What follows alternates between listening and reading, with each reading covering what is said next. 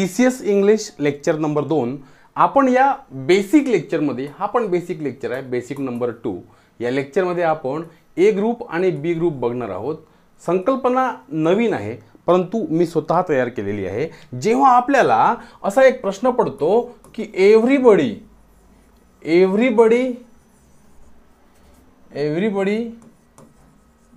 Come here to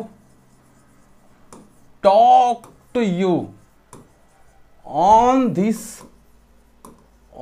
this topic, no error. समजा आता हा डी याला म्हणू आपण, हा सी असतो, हा ए असतो आणि हा बी असतो. समजा असा एक प्रश्न आला तुम्हाला, यामधलं एरर काढा. प्रश्न असतो स्पॉट द एरर. स्पॉट म्हणजे काय होते? स्पॉट म्हणजे होते निवडा किंवा शोधा, ओळखा. स्पॉट, ठीक. एक स्पॉट म्हणजे एक ठिकाण होते, हा भाग वेगळा. परंतु स्पॉटिंग एरर जेव्हा म्हणतो आपण, तेव्हा चूक शोधा, चूक ओळखा, म्हणजे स्पॉट द एरर. TCSचा हा सर्वात आवडता लेक्चर आहे. सर्वात आवडता लेक्चर म्हटलं टॉपिक आहे स्पॉट द एरर, किंवा कधी कधी आपण याला कॉमन एरर असं सुद्धा म्हणतो. कॉमन एररचं एक चॅप्टर सुद्धा, एक फोल्डर सुद्धा आपण वेगळं केलेलं आहे, ते नक्की बघा. त्यामध्ये आपण ग्रामरच्या टेन्स वाईज काही लेक्चर टाकलेले आहे, प्रश्न टाकलेले आहे, ठीक आहे ना. कारण कॉमन एरर्सवर जवळपास 5 मार्कांना, 4 किंवा 5 मार्कांना प्रश्न येतात. मग ते IBPSच्या परीक्षेमध्ये असो की TCSच्या. फक्त एवढंच की IBPS मध्ये त्यामध्ये ABCDE असे 5 ऑप्शन्स राहतात, TCS मध्ये 4 ऑप्शन्स राहतात, ठीक आहे ना. IBPSचे प्रश्न थोडेसे मोठे असते, वाक्य मोठे असतात. TCSचे प्रश्न किंवा वाक्य त्या तुलनेत कमी असतात, लहान असतात, ठीक आहे ना. आता येथे आपल्याला 4 किंवा 5 मार्क्स कव्हर होऊ शकतात आणि हा संपूर्ण टॉपिक अख्खा ग्रामरवर डिपेंड असतो. मग तुम्हाला ग्रामरचे टॉपिक्स आले पाहिजे. आणि जसं MPSC मध्ये सुद्धा कॉमन एरर्स येतो, परंतु MPSCचं वेगळं असते. त्यामध्ये 3-3 वाक्य, 4-4 वाक्य दिले असतात आणि त्यापैकी 2 बरोबर आहे, 3 बरोबर आहे, सगळे बरोबर आहे, कोणताच बरोबर नाही, फक्त 1 बरोबर आहे, हे ओळखण्यासाठी पुन्हा ऑप्शन्स 4 वेगळे दिले असते. म्हणजे त्यांची लेंथ जी आहे ना, ती खूप डीप, म्हणजे त्यांची लेंथ मोठी असते, ते डीप असते. परंतु TCS मध्ये 1 लाइनर असते, बस हे एक वाक्य असेल, यामधलं कॉमन एरर शोधा, संपला विषय, ठीक आहे ना. बँकिंगमध्ये तुम्हाला कदाचित 2-2 ठिकाणी कॉमन एरर्स देऊ शकतात, दिलेले आहेत ॲक्च्युली, ठीक आहे ना. इथे तुम्हाला TCS मध्ये कसं पाहायचं आहे, बस एक वाक्य असं, त्यात कुठे चूक आहे ते शोधा. आता ही चूक शोधण्यासाठी तुमचं ग्रामर पक्क पाहिजे. ग्रामर पक्क म्हणजे पूर्ण MPSC सारखं काय नाही. MPSCचं ग्रामर म्हटलं की त्यामध्ये 100% ग्रामर येते, परंतु TCS मध्ये 100% ग्रामर नाही येत. काही मोजकेच टॉपिक्स आहेत. पार्ट्स ऑफ स्पीच झालं, मॉडेल्स झालं, tense, active voice, passive voice, articles किंवा क्वेश्चन टॅग, बस संपला विषय. आणखी 1-2 आले तर आले, परंतु डीप जास्त फार विचारत नाही, आणि म्हणून आपल्याला तितकं नॉलेज असलं पाहिजे. आता everybody come here to talk to you on this topic. या टॉपिकवर बोलण्यासाठी तुमच्याकडे सगळे लोक येतात, एव्हरीवन येतात. आता मग एव्हरीवन कम हिअर, यात काय चूक आहे बघा. टू टॉक, मी तुम्हाला सांगितलं मागच्या लेक्चरमध्ये की टू नंतर टॉक येतोच, टू नंतर V1 येतोच, ठीक आहे ना. फक्त 2 नंतर V1च येणार, पण V2, V3, V4 किंवा V5 काहीही येणार नाही. 2 नंतर आपण टॉकला ईडी लावू शकत नाही, इथे ईडी लावू शकत नाही, टॉकिंग ING लावू शकत नाही, किंवा टॉक्स लावू शकत नाही. फक्त टॉक लागेल का? कारण 2 नंतर V1 येते, त्याला इन्फिनिटिव्ह म्हणतो आपण, ठीक आहे. To you on this topic म्हणजे हे बरं वाटते. फक्त चूक इथे दिसते आपल्याला. आता का दिसते चूक? कारण आपण अभ्यास केलेला असतो, पण ज्यांनी अभ्यासच नसतो केला त्यांना ही चूक कधीच दिसणार नाही. मग आता एव्हरीबडी जर सब्जेक्ट आला तर त्यानंतर वर्बचं 5वं रूप लागते, म्हणजे V1 न लागता V5 लागते. बघा, V1 म्हणजे मूळ रूप आणि V5 म्हणजे क्रियापदाला SES किंवा IES. मग आता विषय असा आहे की आपल्याला या ठिकाणी V5च काय घ्यायचं आहे बुवा? V2 का नाही, V1 का नाही, V4 का नाही, ते आपण सगळं बघूया. बघा आता इथे कर्त्याचा ए ग्रुप आणि कर्त्याचा बी ग्रुप यांची भूमिका मोठी असते. बघा मी तुम्हाला हे सांगून राहिलो, कर्त्याचा ए ग्रुप, कर्त्याचा बी ग्रुप. जर कर्ता ए ग्रुपचा असेल तर तुम्हाला व्हर्बचं पहिलं रूप लावायचं आहे, आणि जर कर्ता बी ग्रुपचा असेल तर तुम्हाला व्हर्बचं पाचवं रूप लावायचं आहे. म्हणजेच समजा ए मध्ये गो असेल तर तुम्हाला बी मध्ये गोज लावायचं आहे. ओके. ए मध्ये प्ले लागत असेल एखाद्या कर्त्याला तर तुम्हाला बी मध्ये प्लेज लावायचं आहे.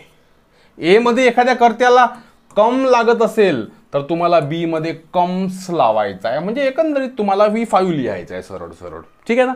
याचं मूळ दळलेलं आहे इथे. हा प्रश्न असतो बघा, एव्हरीबडी कम्स. मग तुम्ही म्हणाल सर एव्हरीबडीला तुम्ही कम्स म्हणता आहात, ओके, पण एव्हरीबडी म्हणजे या ठिकाणी ए ग्रुपला काय म्हणतो मी V1 लागतो, बी ग्रुपला काय लागते V5 लागते. म्हणजे ए ग्रुपला समजा कम लागेल, ए ग्रुपला कम लागेल तर बी ला काय लागेल कम्स लागेल. ओके, समजलं आम्हाला.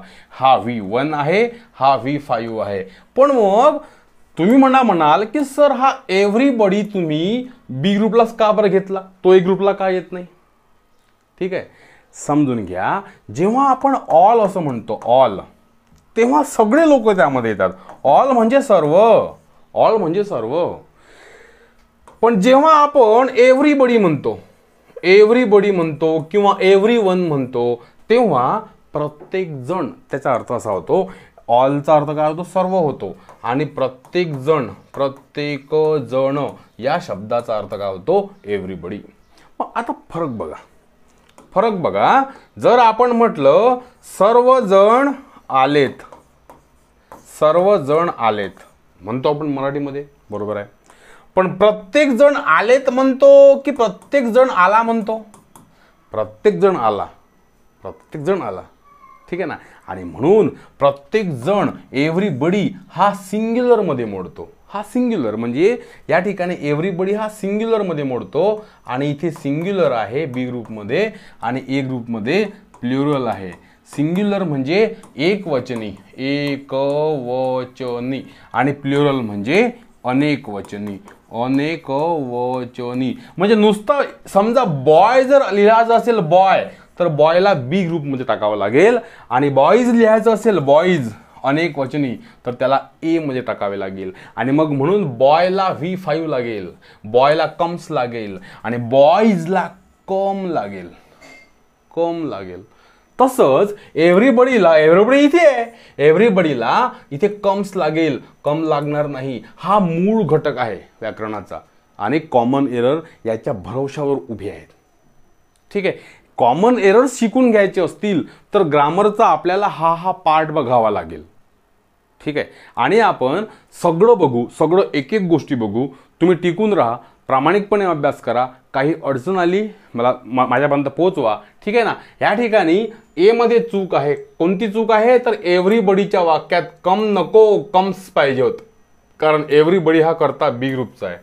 मग तुम्ही म्हणाल सर आम्ही पाठ कसं करावं एवढं मोठं, तर तेही तुम्हाला सांगतो. बघा, आपण जेव्हा ही बेसिक गोष्ट आहे, जेव्हा आपण शाळेत शिकलो लहानपणी किंवा आताही आपण काही पुस्तकं वाचतो, लेक्चर्स बघतो, कुठेतरी शिकतो महाराष्ट्रामध्ये किंवा देशामध्ये, तेव्हा आपल्याला सरळ सरळ फर्स्ट पर्सन, सेकंड पर्सन आणि थर्ड पर्सन असा टॉपिक शिकवला जातो. आणि इथे सिंग्युलर नेम आणि प्लुरल नेम शिकवले जाते, आणि आपल्याला सांगितलं जाते की first person singular name I आणि first person plural name we. I म्हणजे मी, मी म्हणजे एकटा मी, आणि वी म्हणजे आम्ही किंवा आपण, आम्ही किंवा आपण. ठीक आहे. सेकंड पर्सन यू, यू म्हणजे एकटा तू, तो एकवचनी आहे, आणि सेकंड पर्सन अनेक वचनी सुद्धा तू, तू म्हणजे इथे तुम्ही होते, हे आपल्याला शिकवले जाते. ओके. थर्ड पर्सन ही म्हणजे तो, शी म्हणजे ती, आणि इट म्हणजे, आता इटला जर स्टार मारू आपण, इट म्हणजे तो, ती, ते, हा, ही, हे काही पण राहू शकते. ठीक आहे ना. हे जरा सिंग्युलर नेम, आणि प्लुरल जर पाहिजे असेल तर दे, दे म्हणजे ते अनेक वचनी, ते मग सजीव असो की निर्जीव असो. आता हा तक्ता आपल्याला शिकवला जाते आणि सांगितलं जाते की जर समजा इथे समजा आय असेल तर त्याला डू लावा, यू असेल त्याला डू लावा, पण ही या हे असेल तर त्याला डज लावा, याला हे त्याला ते. इथे आपल्या दिमागाचं दही होऊन जाते. आपल्याला काही जज नाही करता येत की नेमकं कुठे काय लावायचं.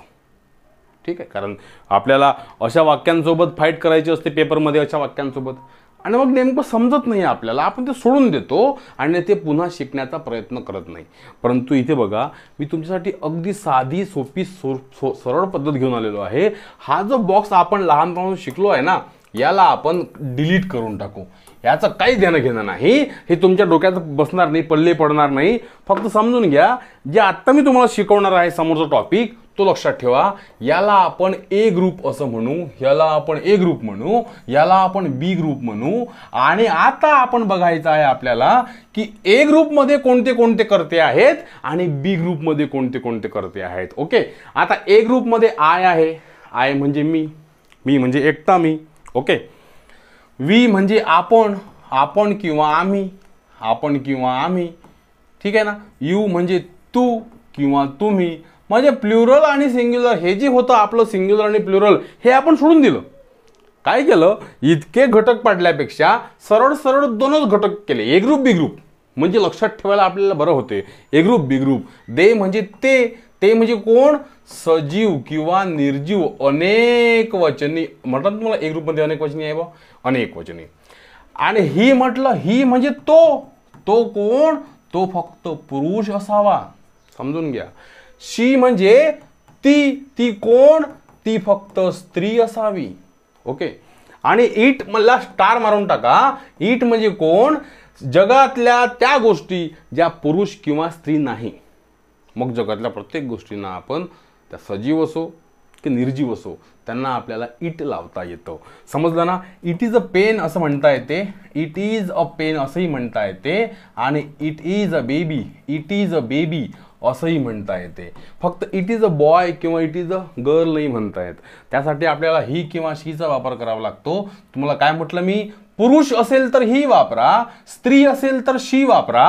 परंतु पुरुष किंवा स्त्री यांच्या व्यतिरिक्त जगातल्या कोणत्याही गोष्टी असेल तर तुम्हाला इट लावावं लागेल. समजलं ना. मग त्या सजीव असो की निर्जीव असो. काऊ आहे, डॉग आहे, त्यासाठी मी ही वापरणार नाही, शी वापरणार नाही. ही इज अ डॉग नाही म्हणणार, शी इज अ काऊ म्हणणार नाही. मला it is a dog, it is a cow असंच म्हणावं लागेल. समजलं ना. आणि म्हणून या गोष्टी समजून घ्या, तुम्हाला या शिकून घ्यायच्या आहे. पुरुष बाबा, काका, मामा, आप्पा, दादा, मित्र, बॉस. पुरुष आहे ना, मग त्याला हीच लावा. आई, बहीण, बायको, गर्लफ्रेंड, काकू, मामी, नानी, आत्या. ठीक आहे ना. मैत्रीण, ती स्त्री आहे ना, म्हणून तिला शीच लावा, शीच लावा.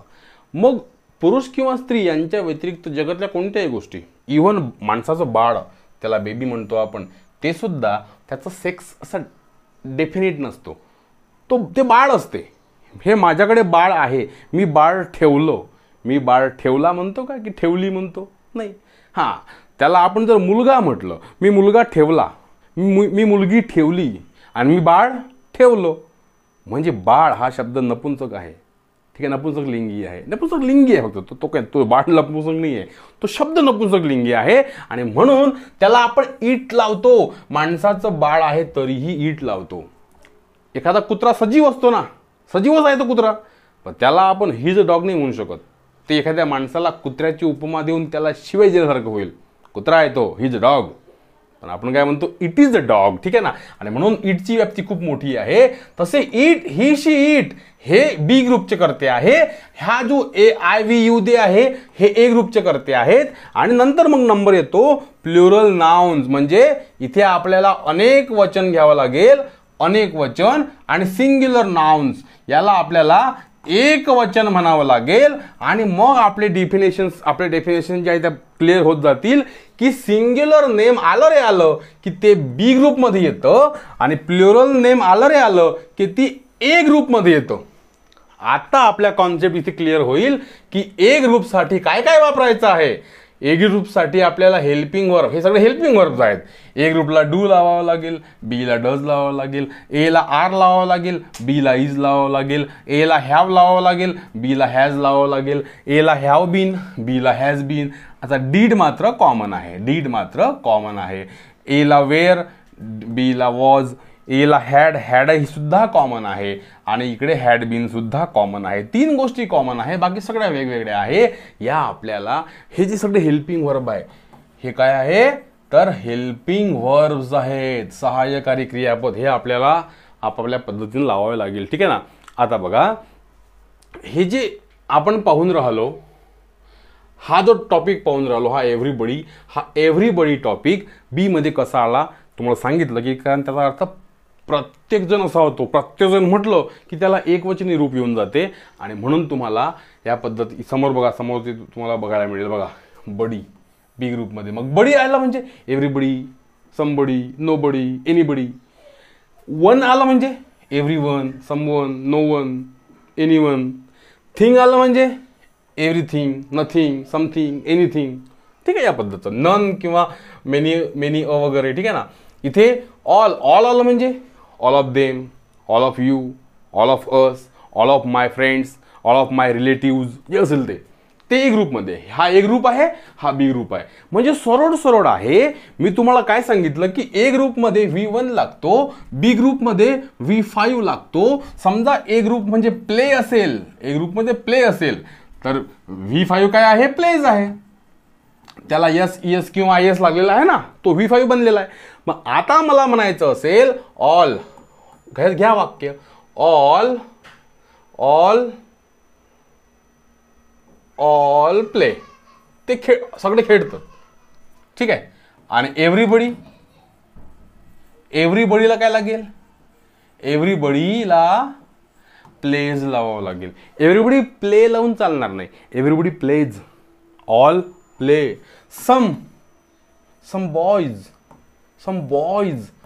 कम वापरावं लागेल. सम बॉयज कम, काही मुलं येतात. पण मला म्हणायचं असेल एव्हरीवन, एव्हरीवन काय लावावं लागेल, कम्स लावावं लागेल. कम्स म्हणजे हा V5 वापरावा लागेल. इथे तुम्हाला कम लावावा लागतो. समजलं ना.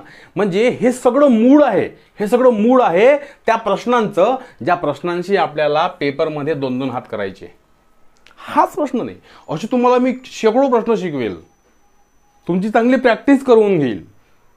समजलं ना. आणि तेव्हा मग तुम्ही एबल व्हाल आपल्या TCSच्या कोणत्याही परीक्षा येऊ, मग ती कोणतीही परीक्षा चाहे TCS कोणतीही परीक्षा घेऊ, तुम्ही तेव्हा प्रबळ व्हाल या हा असा अभ्यास करून.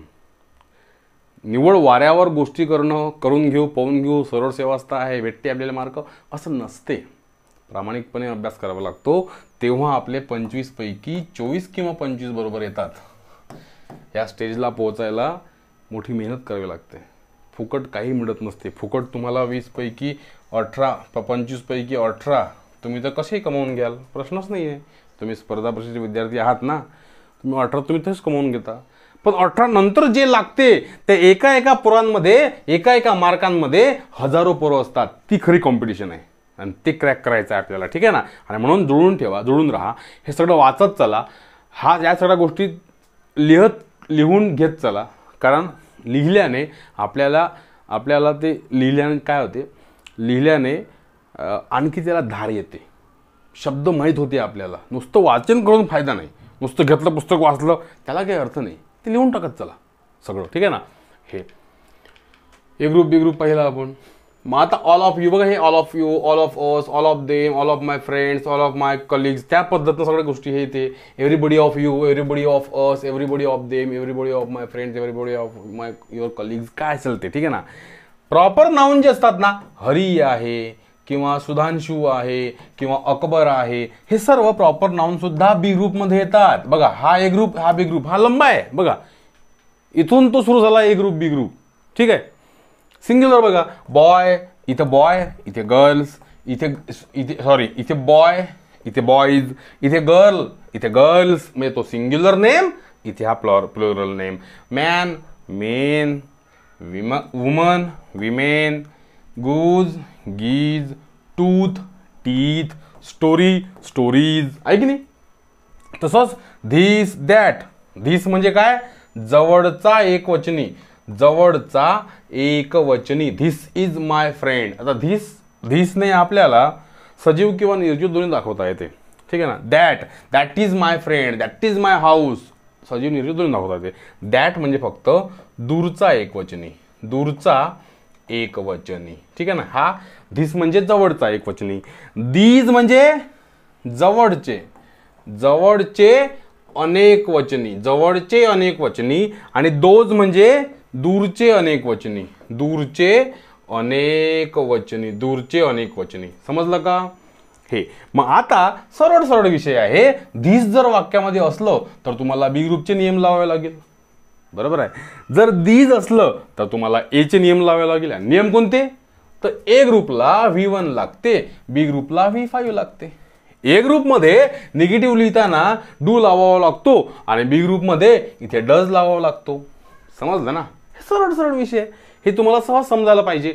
हे सगळं इथपर्यंत आलो आपण. Many of us, some of us, few of us, few of them, few of my friends, many of my friends, हे सगळं काही लावा. याच्या समोर तुम्ही काही लावू शकता. Many of you, many of us, many of them, many of my friends, many of my relatives, many of my colleagues, काही घ्या. त्यांना सर्वांना ए ग्रुपचे नियम लागेल. Many of my friends play here. माझे भरपूर मित्र इथे खेळतात. आणि मी जर म्हटलं असेल की एव्हरीवन ऑफ देम, एव्हरीवन आहे ना, मग देम लागो की नाही लागो? Everyone of them plays here. फरक पहा. वाक्य जर तुम्हाला सांगतो की मी जर म्हटलं असेल some of my students, some of my students solve this problem. आणि जर म्हटलं मी एव्हरीबडी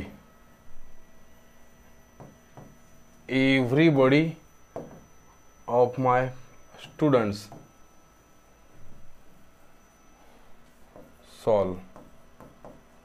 सॉल्व दिस प्रॉब्लेम.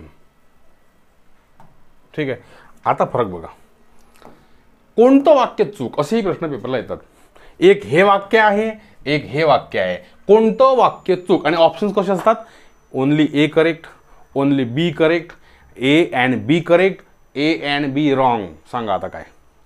तर समजा याला ए नाव देऊ आपण, याला बी नाव देऊ आपण. सांगा आता कोणतं वाक्य चूक आहे, कोणतं वाक्य बरोबर आहे? कारण ऑप्शन्स कसे आहे? 1, 2, 3 आणि 4 ऑप्शन्स आहे.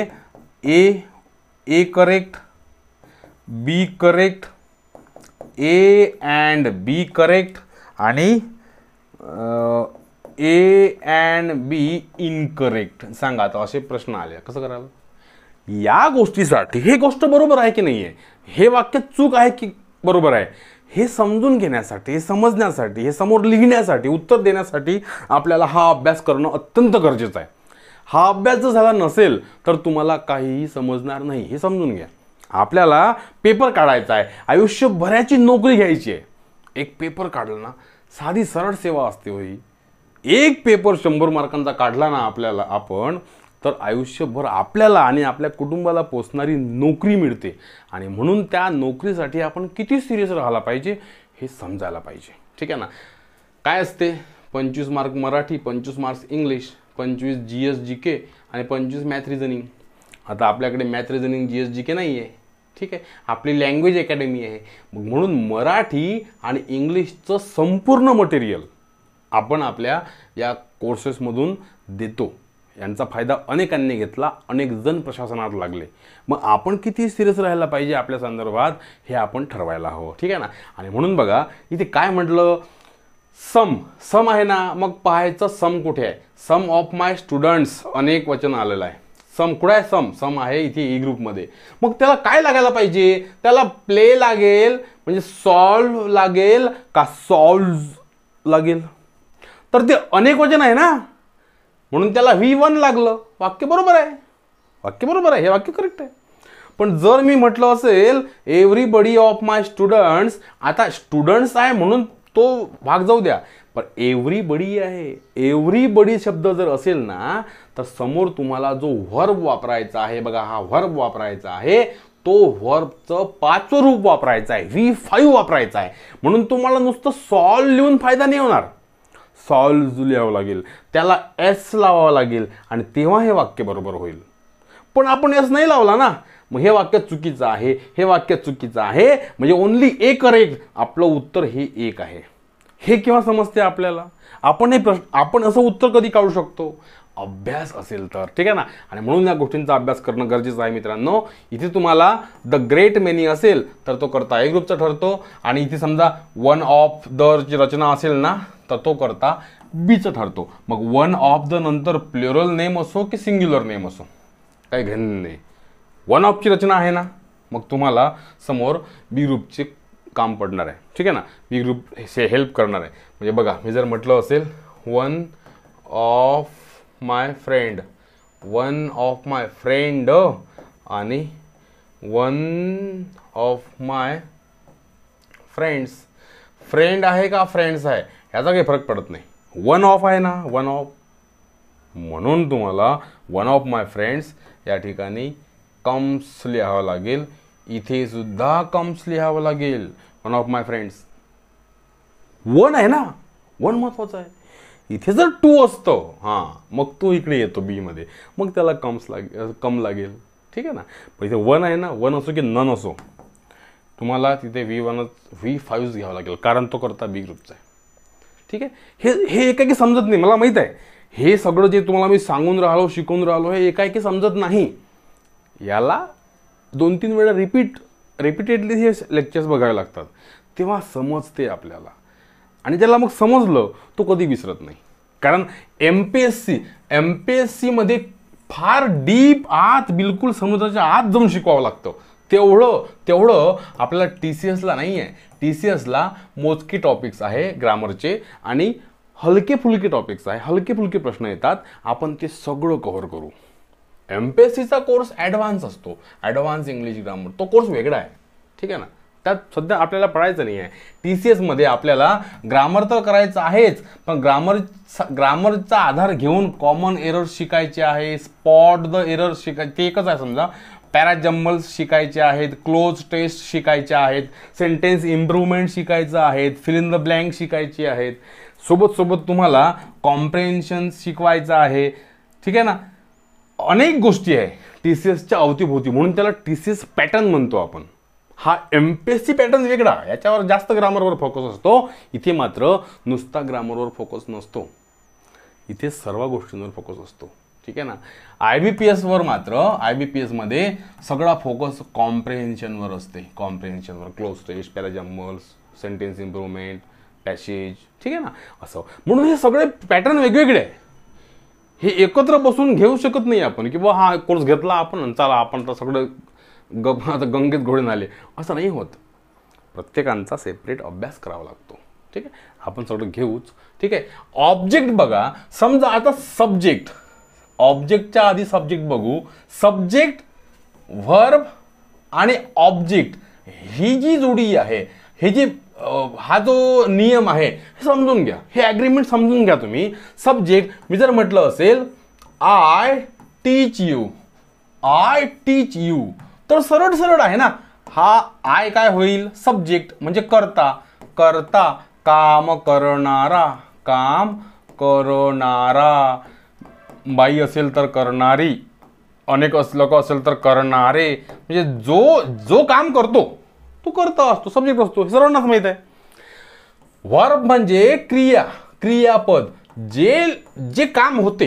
इथे आय टीच यू म्हटलं तर टीचचं काम झालं, हा वर्ब आहे, ठीक आहे ना. आणि यू म्हणजे ज्याच्यावर काम होतो, जो ऑब्जेक्ट असतो आपला, जो ऑब्जेक्ट असतो त्याच्यावर काम होतं, त्याला आपण ऑब्जेक्ट म्हणतो यू. तो शिकायचा आहे आपल्याला. कारण याचं असं आहे, सब्जेक्ट म्हणजे तर आपल्याला समजतेच की हा सब्जेक्ट आहे, हा काम करून राहिला. पण प्रत्येक ठिकाणी शेवट असलेला शब्द ऑब्जेक्ट असतो असं नाही. आणि या गोष्टीवर डिपेंड आहे तुमचा ॲक्टिव्ह व्हॉइस आणि passive voice. Active voice, passive voice थेट तुम्हाला विचारणार नाही TCSमध्ये, पण त्यावर तुम्हाला रिकाम्या जागा किंवा सेंटेन्स इम्प्रूव्हमेंट किंवा कॉमन एरर्स याच्यावर प्रश्न मात्र 100% येणार. आणि म्हणून तुम्हाला ऑब्जेक्ट ओळखता आला पाहिजे. जर मी म्हटलं आय टीच यू, तुम्ही काय म्हणाल की सर जे शेवट आहे ते ऑब्जेक्ट आहे. जसं मी जर म्हटलं या ठिकाणी शी गिव्ज मी अ बॅग, तुम्ही म्हणाल सर हा बॅग शेवट आहे म्हणून तो ऑब्जेक्ट आहे, बरोबर आहे. पण हा मी पण ऑब्जेक्ट आहे, मी पण ऑब्जेक्ट आहे. मी जर म्हटलं असेल शी टॉक्स नाईसली, तुम्ही म्हणाल, मी जर तुम्हाला विचारलं की सर इथे कोणता ऑब्जेक्ट आहे, तुम्ही काय म्हणाल, सर आम्हाला माहित आहे ना, हा जो नाईसली आहे तो ऑब्जेक्ट आहे, तो शेवट आहे म्हणून ऑब्जेक्ट आहे. पण हे चुकीचं आहे मित्रांनो. असं नसते जो शेवट आहे तो चुकीचा आहे बा, जो शेवट आहे तो ऑब्जेक्ट आहे असं नसते. सब्जेक्ट म्हणजे शी म्हणजे ती सब्जेक्ट आहे, टॉक्स म्हणजे बोलणे होते तो व्हर्ब आहे, परंतु शेवटही नाईसली आहे तो ऑब्जेक्ट असेलच प्रत्येक वेळेस असं नसते. हे समजून घ्यायचं आहे. हे जर समजलं नाही तर आपले ॲक्टिव्ह वॉइस पॅसिव्ह वॉइसचे मार्क्स जातात. थेट संबंध ॲक्टिव्ह पॅसिव्ह सोबत आहे. ठीक आहे, बघू आपण समोर ते. आपल्याला काय करायचं आहे बघा, ऑब्जेक्ट ओळखायचा आहे ना, सरळ आहे. काय आणि कोणाला या प्रश्नांनी, या शब्दांनी प्रश्न विचारायचे. जर उत्तर मिळालं तर तो ऑब्जेक्ट आहे, जर उत्तर मिळालं नाही तर तो ऑब्जेक्ट नाही आहे, हे समजून घ्यायचं स्वतःहून. ठीक आहे ना. आता बघा, आणि दोन ऑब्जेक्ट असतात. एक असतो डायरेक्ट ऑब्जेक्ट,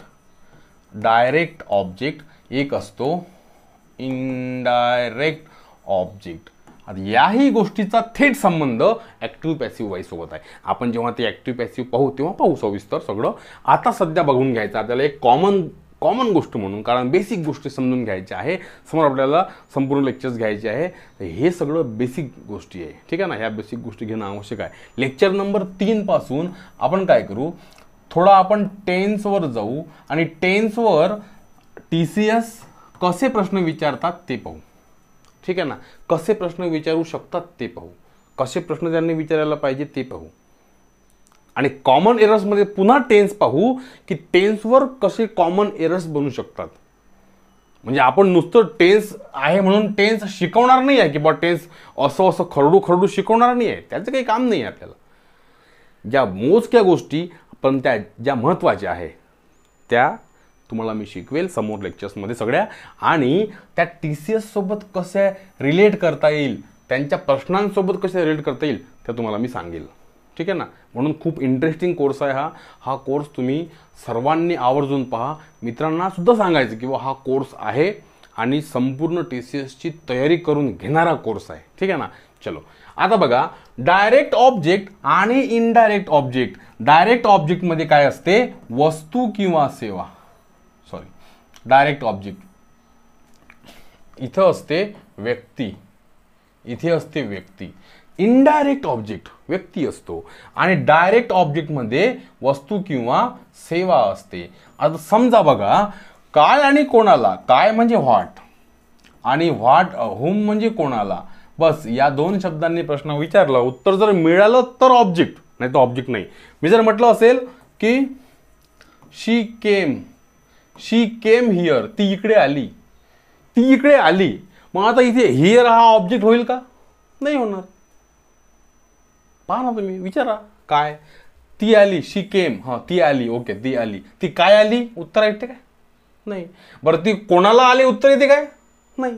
म्हणजे उत्तर हा जो हिअर आहे हा दोन्ही शब्दांनी प्रश्न विचारला तरीही हिअर हे उत्तर येत नाही, म्हणून हिअर हा ऑब्जेक्ट नाही आहे. समजून घ्या. नीट सांगतो एकदा परत पहा. मी जर म्हटलं असेल ही टॉक्स स्लोली, तो स्लोली बोलतो, तो हळूवारपणे बोलतो. मग आता तुम्ही म्हणाल की सर हा स्लोली ऑब्जेक्ट आहे, पण तो ऑब्जेक्ट आहे की नाही बघू, आपण नीट बघू. ठीक आहे. आता बघा, मी जर म्हटलं ही झालं सब्जेक्ट, ओके, टॉक्स झाला व्हर्ब, पण हा स्लोली ऑब्जेक्ट आहे की नाही, हो का नाही ते बघू आपण. ही टॉक्स, तो बोलतो, तो काय बोलतो, नाही, उत्तर नाही येत. बरं, तो कोणाला बोलतो, नाही, उत्तर नाही येत. म्हणजे स्लोली उत्तर नाही येत.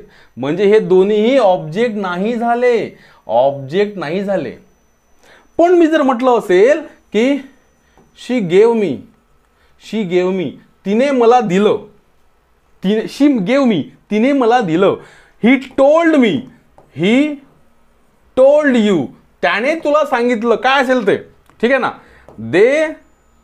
They help Radhika, they help Radhika. आता मात्र या तिन्ही वाक्यांमधले ह्या ज्या गोष्टी आहेत, तिन्ही शेवट आलेल्या गोष्टी या ऑब्जेक्ट ठरतात की नाही तेही आपण पडताळून पाहून घेऊ. आपल्याकडे फॉर्म्युला आहे ना व्हॉट आणि हुमचा. व्हॉट म्हणजे काय, हुम म्हणजे कोणाला. ठीक आहे, मग आता बघा शी गेव मी, तिने दिलं. ओके, हा प्रश्न विचारा. शी गेव तिने दिलं, तिने काय दिलं, उत्तर नाही येत. ओके, आता कोणाला बघू. शी गेव तिने दिलं, शी गेव तिने कोणाला दिलं, मी म्हणजे मला दिलं, म्हणजे हा मी ऑब्जेक्ट आहे. ओके, मी हा व्यक्ती आहे म्हणून तो इनडायरेक्ट ऑब्जेक्ट झाला. हा मी इनडायरेक्ट ऑब्जेक्ट झाला. बरोबर. ही टोल्ड त्याने सांगितलं, ही टोल्ड त्याने सांगितलं. त्याने काय सांगितलं, उत्तर नाही येत. पण त्याने कोणाला सांगितलं, त्याने तुला सांगितलं. पण तो व्यक्ती आहे, तो इथे इनडायरेक्ट ऑब्जेक्ट होईल. ओके, कारण ह्या दोनपैकी एक कोणी उत्तर आलं पाहिजे किंवा दोन्ही आलं पाहिजे. They help Radhika, they help त्यांनी हेल्प केली, त्यांनी काय हेल्प केली, उत्तर नाही येत. पण त्यांनी कोणाला हेल्प केली, राधिकाला. इथे राधिका ऑब्जेक्ट झाली कारण आणि ती व्यक्ती आहे म्हणून तिला आपण इथे इनडायरेक्ट ऑब्जेक्टमध्ये लिहिलं. मग तुम्ही म्हणा सर डायरेक्ट कसं असते. मी जर म्हटलं असेल he gave me a bag, त्याने मला एक बॅग दिली. आता बघा इंटरेस्टिंग मुद्दा कसा असतो. He gave me a bag. Okay, he gave त्याने दिलं, त्याने काय दिली, बॅग दिली. मग बॅग ही वस्तुवाचक आहे आणि काय दिली तर उत्तर आलं ना बॅग, म्हणून इथे बॅग हा ऑब्जेक्ट होईल, तो डायरेक्ट ऑब्जेक्ट होईल. याचा दोघांचाही सेन्स जुळतो डायरेक्ट ऍक्टिव्ह पॅसिव्ह सोबत. ठीक आहे, चलो. आणि हा जो मी राहिला, मग हा मी पण ऑब्जेक्ट आहेच ना. त्याने कोणाला दिलं, ही गेव, त्याने कोणाला दिलं, मला दिली बॅग, मग मी पण ऑब्जेक्ट झाला. इथे दोन ऑब्जेक्ट आहे, एक हा पण ऑब्जेक्ट आहे, एक हा पण ऑब्जेक्ट आहे. हा व्यक्तिवाचक आहे मी म्हणून तो इनडायरेक्ट ऑब्जेक्ट आहे आणि हा बॅग वस्तुवाचक आहे म्हणून तो डायरेक्ट ऑब्जेक्ट आहे. कधी कधी काय होते, एका प्रश्नाचे म्हणजे एका ऍक्टिव्हचे दोन पॅसिव्ह व्हॉइस होते. समजलं ना. आणि मग ते दोन पॅसिव्ह व्हॉइस केव्हा होते, जेव्हा वाक्यात दोन ऑब्जेक्ट राहील तेव्हा. कोणत्या वाक्याचं पॅसिव्ह व्हॉइस होतच नाही का, कारण तेथे ऑब्जेक्टच नसतो. कोणत्या वाक्याचं एकचदा पॅसिव्ह होते का, कारण तिथे एकच ऑब्जेक्ट असतो. म्हणजेच वाक्य ऍक्टिव्हचं पॅसिव्ह करणे हे डिपेंड आहे ऑब्जेक्ट ओळखण्यावर. जर तुम्हाला चांगल्या पद्धतीनं ऑब्जेक्ट ओळखता आले तर तुम्हाला ऍक्टिव्ह पॅसिव्ह मध्ये यश आहे, आणि जर तुम्हाला ऑब्जेक्टच ओळखता नाही आले तर तुमचे टेन्स सोबतच ऍक्टिव्ह पॅसिव्ह जाते. ठीक आहे, आपण पाहू सविस्तर सगळ्या गोष्टी. बघा, Suraj told me a story. आता सूरज टोल्ड सांगितली, सूरजने सांगितलं. काय सांगितलं, अ स्टोरी. कोणाला, मला. इथे दोन्ही ऑब्जेक्ट आहे की नाही. हा व्यक्तिवाचक आहे म्हणून इनडायरेक्ट ऑब्जेक्ट, हा वस्तुवाचक किंवा सेवावाचक आहे म्हणून हा डायरेक्ट ऑब्जेक्ट. याचा दोन्ही प्रकारे पॅसिव्ह व्हॉइस होईल. Raju ran fast. आता राजू फास्ट धावला. मला सांगा हा फास्ट ऑब्जेक्ट आहे की नाही आहे. पाहू होता काय आणि कोणाला. काय आणि कोणाला या दोन शब्दांनी तुम्हाला प्रश्न विचारायचे आहे. जर उत्तर हे फास्ट आलं तर तो ऑब्जेक्ट आहे किंवा नाही आहे.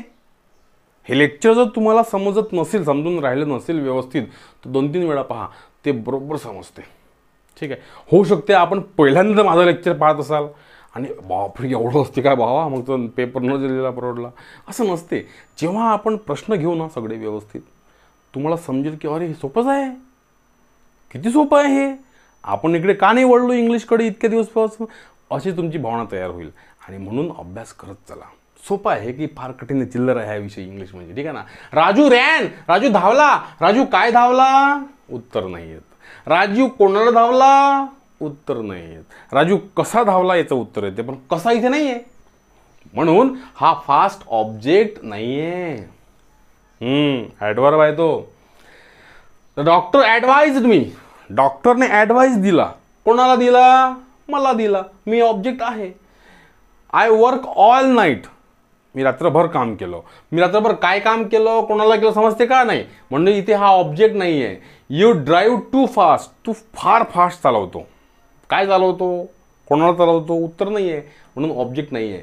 ऑब्जेक्ट नाही, ऑब्जेक्ट नाही. The manager sign the document, मॅनेजरने काय साइन केलं, डॉक्युमेंट साइन केलं, आहे ऑब्जेक्ट.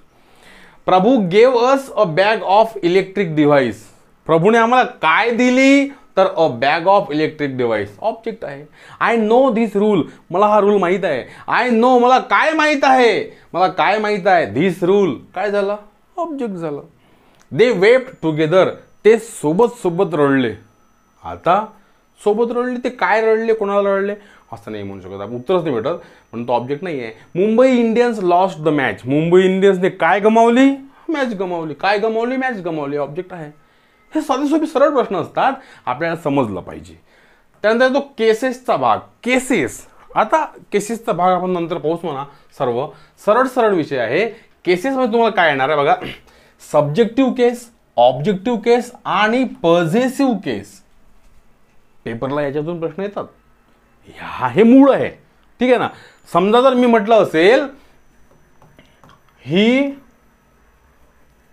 टीचेस आय आणि ही टीचेस मी, या दोन वाक्यांपैकी कोणतं वाक्य करेक्ट आहे. प्रश्न आला असेल व्हिच सेंटेन्स इज करेक्ट किंवा करेक्ट, व्हिच सेंटेन्स इज किंवा आर करेक्ट. इथे ए, इथे बी. आता मला सांगा इथे कोणतं. ऑप्शन्स असतात 1, 2, 3 आणि 4. ऑप्शन्स असतात A correct, B correct, A and B दोन्ही करेक्ट आणि ए अँड बी दोन्ही इनकरेक्ट. सांगा आता कोणतं उत्तर घ्याल, कसं घ्याल. सहज आहे, सहज तुम्हाला समजू शकाल. ही टीच आय नाही येत, ही टीचेस मी येते, त्याने मला शिकवलं. म्हणजे तुम्हाला ही केस समजली पाहिजे की जेव्हा सब्जेक्टमध्ये एखादा शब्द असतो तेव्हा कसा दिसतो आणि ऑब्जेक्टमध्ये येतो तेव्हा कसा दिसायला पाहिजे, हे समजलं पाहिजे. हे समजून घेणे म्हणजे केसेस समजून घेणे आहे. मी जर म्हटलं असेल शी टीचेस, सी टीचेस ही, चालते काय, नाही का, कारण ही किंवा शी सब्जेक्ट आहे ना, सब्जेक्टमध्ये यायला पाहिजे ही किंवा शी. पण जे ऑब्जेक्टिव्ह केस आहे या ठिकाणी हीच्या ऐवजी हिम आलं पाहिजे. बरोबर आहे. शी टीचेस हिम, त्याने त्यांना शिकवलं. ठीक आहे ना. दे हेल्प वी, असं वाक्य चुकी का बरोबर आहे, चुका वाक्य ते. दे हेल्प वी नाही, दे हेल्प अस. इथे वीच्या ऐवजी अस पाहिजे. का, कारण हा जो वी आहे ना याला सब्जेक्टिव्ह केस म्हणतात आणि अस आहे ना त्याला ऑब्जेक्टिव्ह केस म्हणतात. म्हणजे काय होते, हा जो आहे सब्जेक्टिव्ह केस आणि ऑब्जेक्टिव्ह केस यांचे स्थान वेगवेगळे आहेत. ओके. सब्जेक्टच्या ठिकाणी सब्जेक्टिव्ह केस येते तर ऑब्जेक्टच्या ठिकाणी ऑब्जेक्टिव्ह केस येते. समजून घ्या. तुम्ही जर काही लिहिलं कुठीकडे तर चालणार नाही. इथे ही टीचेस आय हे चुकीचं आहे, ही टीचेस मी बरोबर आहे, म्हणजे ओनली बी करेक्ट आहे. आपलं उत्तर बी झालं. मग आता पोरांना भरपूर प्रश्न येतात की काय लिहायचं, आय लिहायचं की मी लिहायचं, नेमकं आय म्हणजे काय आणि मी म्हणजे काय. मित्रांनो बघा, जेव्हा सब्जेक्टमध्ये असतो आपण, कर्त्यामध्ये असतो आपण, तेव्हा कधीही आय लिहायचा असतो. आय, वी लिहायचं असते, यू लिहायचं असते, ही, शी, इट वगैरे किंवा राम, हे सगळे शब्द सब्जेक्टिव्ह केसचे असतात, सब्जेक्टचे असतात. हे जेव्हा काम करतात स्वतः तेव्हा हे असे दिसतात, पण जेव्हा यांच्यावर काम होते तेव्हा त्यांचा ऑब्जेक्ट बनतो, म्हणजे आयचं सरळ सरळ मी होते. बघा ना, मी जर म्हटलं असेल आय टीच यू, मी तुम्हाला शिकवतो, आणि मी जर म्हटलं असेल यू टीच मी, आता हा जो इथे आय आहे तो सब्जेक्टिव्ह केसमध्ये आहे, सब्जेक्टमध्ये आहे, म्हणून त्याला आपण आय घेतला. पण इथे मी कसं काय झाला, यू टीच आय म्हटलं का आपण, नाही, कारण हा ऑब्जेक्टिव्ह केस आहे. आणि या सगळ्या गोष्टींवर सगळं समोरचं सगळं महाभारत डिपेंड आहे. कॉमन एरर्स किंवा फिल इन द बँक्स किंवा सेंटेन्स इम्प्रूव्हमेंट हे सगळं या गोष्टीवर डिपेंड आहे, हे समजलं पाहिजे. सरळ सरळ विषय आहे. सब्जेक्टमध्ये आय, वी, यू, दे, ही, शी, इटला बघा स्टार मारला मी मग असे पाहिला आपण इटचं वाक्य. ठीक आहे. वन, राम, राम म्हणजे कोणी पण, राम घ्या तुम्ही, रहीम घ्या, कोणी घ्या. ठीक आहे ना. तर हे आहे सब्जेक्टिव्ह केस. पण यांचा अर्थ बघा काय होते. मी, आय म्हणजे मी, वी म्हणजे आम्ही किंवा आपण, यू म्हणजे तू किंवा ते. ठीक आहे ना. दे म्हणजे ते, तो, ती, सगळं हे सगळं. पण जेव्हा हे ऑब्जेक्ट बनते, यांच्यावर काम होते तेव्हा हे ऑब्जेक्ट बनते. मग वीचं काय होते, इथे अस होते. यूचं मात्र यूच राहते, कारण you teach me, I teach you एकच राहते. हीचं या ठिकाणी हिम होते. ठीक आहे. शीचं या ठिकाणी हर होते. इटचं मात्र इट राहते आणि रामचं पण राम राहते. Ram help me, I help Ram, Ram help me, I help Ram, या पद्धतीचं. आता फरक बघा, इथे मी म्हणजे मला, हे सब्जेक्टिव्ह केस, हे ऑब्जेक्टिव्ह केस. अस म्हणजे आम्हाला किंवा आपल्याला, यू म्हणजे तुला किंवा तुम्हाला, हे यू सारखंच आहे बघा. They, them, they help me, I help them. Subjective असले म्हणजे तेव्हा दे येते. ऑब्जेक्टिव्ह केस म्हणजे असं देम येते. हीचं हिम होते, शीचं हर, इटचं इट वगैरे हे संपूर्ण शिकून घ्यायचं. याला म्हटलं जाते सब्जेक्टिव्ह केस आणि ऑब्जेक्टिव्ह केस. ह्याच्यावर समोरचं सगळं रणसंग्राम आपला डिपेंड आहे. पॉझेसिव्ह केस तुम्हाला अजूनही सांगतो की तुम्हाला जर हे लेक्चर कठीण जात असेल, डोक्यावरून जात असेल तर घाबरू नका. 2-3 वेळा बघा आणि समोरचे सगळे लेक्चर्स बघा. मग हे तुम्हाला आपोआपच समजते, कारण हा बेस असतो, हा शिकवावाच लागतो प्रत्येकांना. ठीक आहे. नंतर मग प्रश्न घ्यायचे असतात. आपण लेक्चर नंबर 3 पासून सगळे प्रश्नच घेणार आहोत. ठीक आहे ना. आणि प्रश्न प्लस शिकवणी. ठीक आहे. आता माय आणि माईन, माझा, माझी, माझे, माझं, हे आहे पॉझिटिव्ह केस. ओके. अवर आणि अवर्स याला म्हटलं ते पॉझिटिव्ह केस. त्यामधले ॲडजेक्टिव्ह आणि प्रोनाउन्स हे तुम्हाला मी पार्ट्स ऑफ स्पीचच्या वेळेस सेपरेटली शिकवणार आहे. कारण हे जे स्लॅश आहे, आडवी रेषा, याच्या आधी जे आहे इकडे, हे बघा, याच्या आधी जे आहे इकडे, ते असतात adjective. My, our, your, their वगैरे. ठीक आहे ना. हिज. आणि जे रेषेच्या तिकडे आहे ते आहे प्रोनाउन्स. नाऊनचं प्रोनाउन ना ते, त्याचा एक भाग आहे तो पॉझिटिव्ह प्रोनाउन. तो तुम्हाला समजला नाही सध्या, याचे इम्प्लिमेंटेशन बघितले की मग समजते आपल्याला. बघा आता माय लिहायचा की माईन लिहायचा. समजा परीक्षेला प्रश्न आला की माय लिहायचा की माईन लिहायचा. धिस इज माय रूम, ही माझी रूम आहे. आणि धिस रूम इज माईन. कोणतं वाक्य बरोबर आहे बा? किंवा धिस इज माईन रूम का धिस रूम इज माय. कोणतं वाक्य बरोबर आहे? आपल्याला समजलं पाहिजे की यांचे स्थान 1, 2, 3 आणि 4 हे 4 वाक्य आहे. दिस इज माय रूम हे वाक्य बरोबर आहे. दिस रूम इज माईन लिहिताना शेवट लिहितो, कारण तो त्या ठिकाणी प्रोनाउनचा भाग ठरतो, प्रोनाउन ठरतो. आणि हा माय इथे ॲडजेक्टिव्ह ठरतो. इथे दिस इज माईन रूम स्ट्रक्चर चुकीचं आहे. दिस रूम इज माय हे स्ट्रक्चर चुकीचं आहे. म्हणजे 1 आणि 2 सेंटेन्स करेक्ट आहे, 3 आणि 4 सेंटेन्स इनकरेक्ट आहे. हे तुम्हाला पेपरला लिहायचं आहे. समजलं? मी जर म्हटलं असेल की what is yours experience, what is your experience, हे वाक्यात चूक शोधा. या वाक्यात चूक शोधा. पुढे तर व्हॉट इज योर्स नाही पाहिजे, युअर पाहिजे. युअर फक्त. योर्स कधी पाहिजे? दिस एक्सपिरियन्स. मी जर म्हटलं असेल दिस एक्सपिरियन्स इज योर्स. फरक आहे बघा. फरक बघा. हे तुम्हाला समजलंच पाहिजे. युअर लिहायचं की योर्स लिहायचं आहे एकच.